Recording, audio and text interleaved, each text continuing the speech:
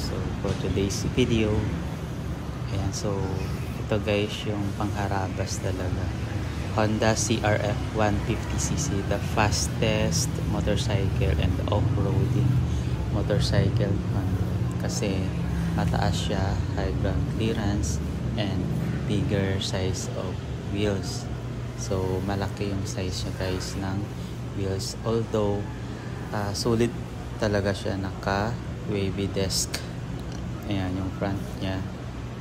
So ito guys, kasi ito talaga yung pang mataasang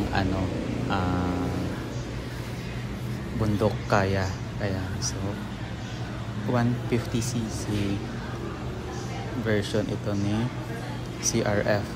Ayan, so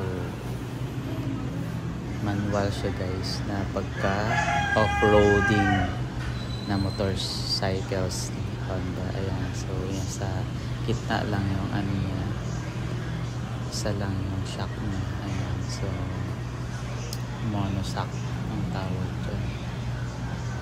So ito guys, available sa Honda Dux sa Kalibo.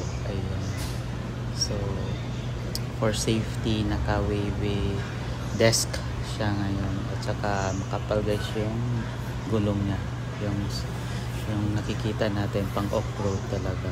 Ayan, so hindi talaga siya pang patag, pang off-road talaga. Pwede naman siya pang patag, but more on uses nito is pang off-road sa mga buhangin na daan.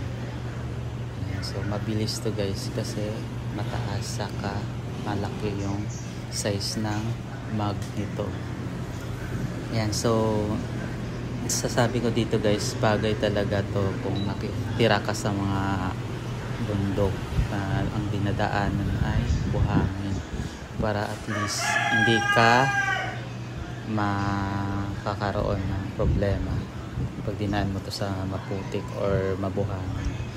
So ito talaga yung pinaka the best na pang off-roading na motorcycles. Ayan, so thank you so much guys for watching this video.